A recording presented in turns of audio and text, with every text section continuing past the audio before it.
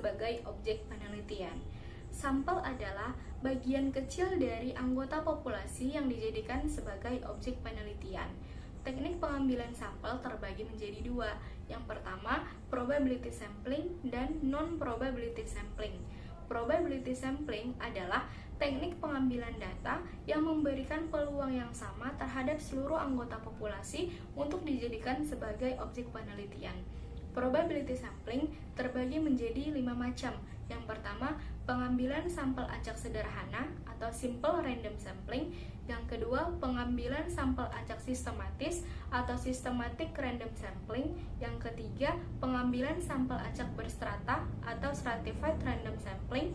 Yang keempat, pengambilan sampel acak berdasar area atau cluster random sampling. Yang terakhir yaitu area sampling atau multi-stage sampling.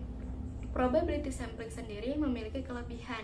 Yang pertama yaitu representatif, generalisasi, perhitungan error sampling, pengurangan bias, dan validasi statistik. Selain itu, probability sampling juga memiliki kekurangan. Yang pertama yaitu membutuhkan biaya yang banyak dan waktu yang lama. Kemudian membutuhkan kerangka konseptual dari sampel yang lengkap, kemudian kompleksitas, dan membutuhkan ukuran sampel yang besar. Teman-teman, di sini saya akan melanjutkan materi kita yaitu mengenai simple random sampling, yang dimana adalah pengambilan sampel sederhana di mana populasi memiliki peluang yang sama untuk diambil. Teknik ini sering disebut secara angka.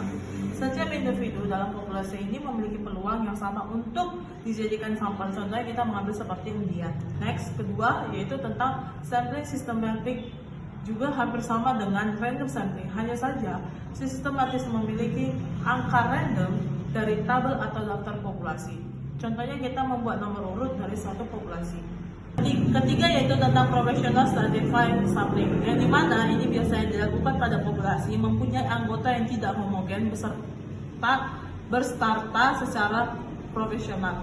Jadi cara pengambilannya dapat dilakukan secara undian maupun sistematis. Contohnya kita memiliki siswa di mana kelas 1 itu 20 orang, kelas 2 30 orang, kelas 3 40 orang. Jadi semua anggota itu kita jumlahkan, yang dimana kita mendapatkan 90 orang. Sementara kita hanya mengambil 30 orang.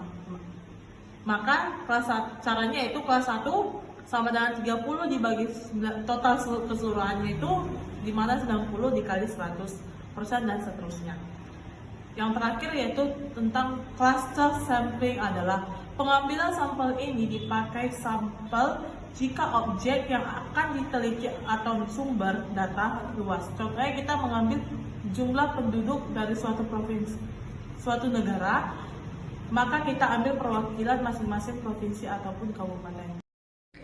Baik, selanjutnya kita akan membahas mengenai multi-stage sampling. Multi-stage sampling ini merupakan kombinasi dari beberapa metode sampling probabilitas. Pengambilan sampel bertingkat ini dilakukan secara geografis.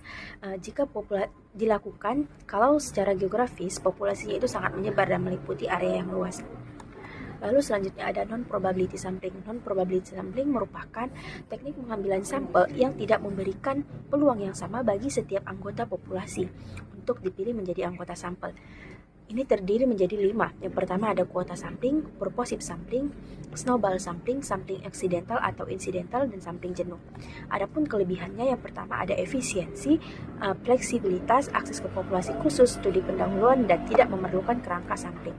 Adapun kekurangannya yang pertama bias seleksi, generalisasi terbatas, validitas statistik, subjektivitas, dan kurangnya presisi. Selanjutnya akan dijelaskan oleh teman saya. Baik, di sini saya akan menjelaskan tentang kuota sampling. Nah, jadi kuota sampling yaitu teknik untuk menentukan sampel dari populasi yang mempunyai ciri-ciri tertentu sampai jumlah kuota yang diinginkan. Misalnya, peneliti ingin meneliti 2000 data, maka hanya sampai 2000 data lah yang diteliti. Selanjutnya ada sampling purposive, yaitu teknik menentukan sampel dengan pertimbangan tertentu. Misalnya, peneliti ingin meneliti tentang gizi, maka yang ditanya adalah oleh ahli gizi, karena mereka sangat relevan dan akurat. Lalu selanjutnya ada snowball sampling, yaitu teknik sampling bola salju, yang dimana mereka akan merekomendasikan peneliti untuk akan ditanya selanjutnya. Jadi misalnya satu peneliti menanyakan pada responden, jadi responden itu akan merekomendasikan lainnya. Lalu selanjutnya ada sampling aksidental, yaitu teknik sampel berdasarkan kebetulan siapa saja yang akan kita temukan di situ. Jadi misalnya peneliti meneliti tentang aplikasi pembelajaran online di kalangan mahasiswa, maka sampelnya adalah mahasiswa yang kebetulan saja kita jumpai yang belajar menggunakan aplikasi online. Dan selanjutnya itu ada sampling jenuh, yang dimana teknik pengambilan sampel dimana peneliti harus memiliki responden hingga mencapai cukup untuk dianalisis. Jadi contohnya itu jika peneliti ingin meneliti suatu produk, maka peneliti akan sampai mentanyakan sampai jenuh gitu. Jadi itu akan memakan waktu butuh yang lama.